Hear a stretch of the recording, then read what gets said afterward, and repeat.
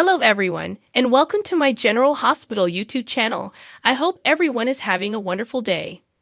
Before we begin, please hit the subscribe button and give this video a thumbs up. The author is the only one with ideas about GH. Just remember that everything, right or wrong, ridiculous or tasteful, is dependent solely on emotion. Every fan of General Hospital, even Soap Hub, has an opinion of their own. We sat and watched the good, the horrible, and everything in between for 5 days. Here, we take the lead in a positive manner. Regretfully, we don't always achieve our goals. Here is a summary of GA's eventful week. Nicholas went back to Port Charles last week in an attempt to find Ava. It was great to watch the sequences with Maura West and Adam Hoose.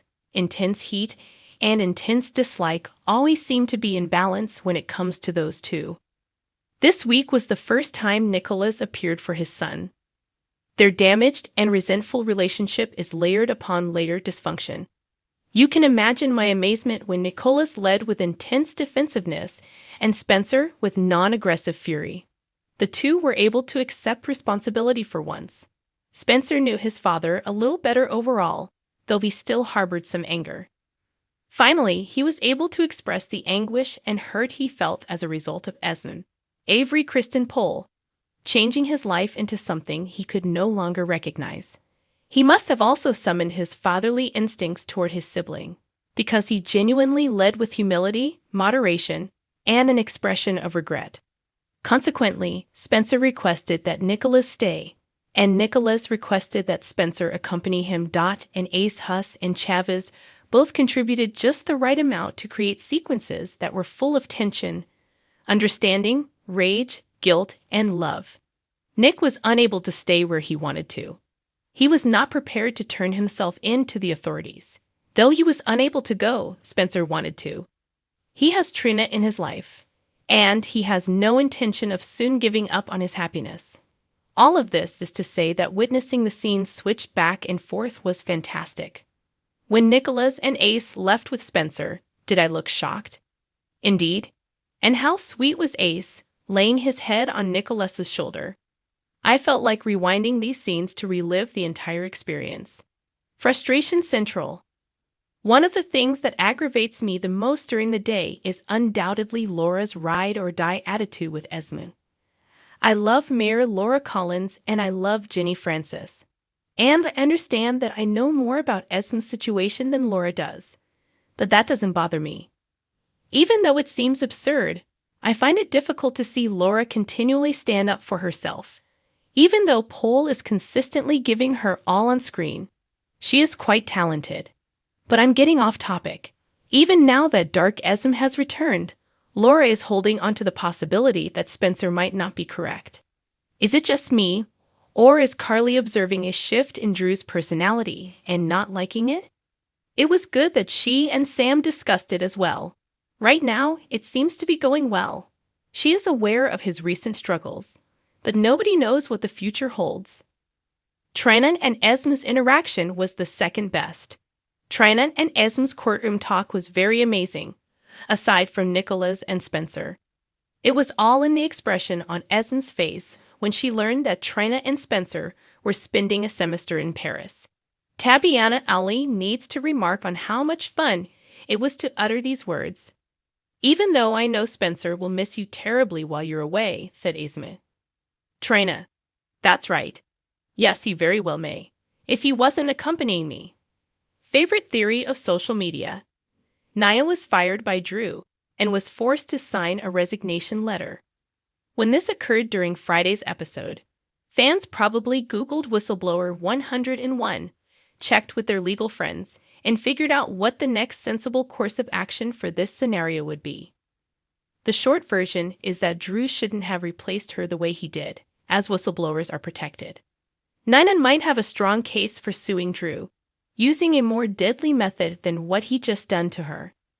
I wonder what GH will come up with next. No repercussions at all. Nina's revelation that Michael had been blackmailing her and that he knew what she had done for months had virtually no repercussions, for now anyhow, while everyone else was like, oh well. Drew might have more to say or something to do with it. Flaming, why hasn't anyone expressed regret to Ned for using him as the whistleblower? In particular, Drew and Michael. They must admit that. Christina and Blaze are still processing. I'm attempting to accept these two. To start with, they haven't really seen one another in a long time. And I was okay when Christina first called and said, "Have a nice life," regarding their relationship. I'm hoping they figure something out to make me feel something for each other now that they're surrounding each other once more. I can get along with each of them on their own. Sensing that Jordan is in danger, Jordan seems to be getting a tail, and I'm all for that. Who picked her up? I can't wait to see what the deputy mayor does next. And tell me, please, that Anna will assist her. Because I need situations involving Anna and Jordan in my life. Anna also needs to win. Watch to learn about all the action taking place in Port Charles. Weekly update for January 22, January 26, 2024, as revealed by GH Spoilers, suggests that there will be X and another. Watch the entire action in Port Charles by tuning in next week. Asen was placed on probation after Nicholas and Spencer worked things out. At the courthouse, Ava and Trina conversed. While Mena struck up a conversation with Cyrus, Christina and Sunny had a heart-to-heart. Joss called an ambulance when Adam combined drink and medication, and she persisted in her efforts to fulfill Sunny's requests. The Martin Luther King Jr. holiday prevents an extended recap from being provided. Trinette informed Esmond that Spencer would be traveling to Paris with her, and Spencer handed his infant brother over to his father in order to protect him from Esme. While Joss was attending to Adam in the hospital, Sunny intervened to prevent Dex from killing Cyrus, and then went up to Nina to ask her to drop the accusations against him. To prevent Esmond from reporting him and Nicholas for taking Ace, Spencer threatened her with blackmail. After Willow and Nina got into a fight, Carly and Drew found out that Michael had concealed Nina's SEC identity. Liz persuaded the visiting physician to hear her story. Tracy and Ned plotted for ELQ, and Finn Jordan was abducted in an alley.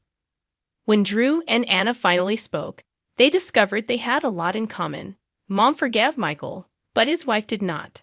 Furthermore, Blaze, Jacqueline Grace Lopez, and Christina, who might be pregnant, had some issues to resolve.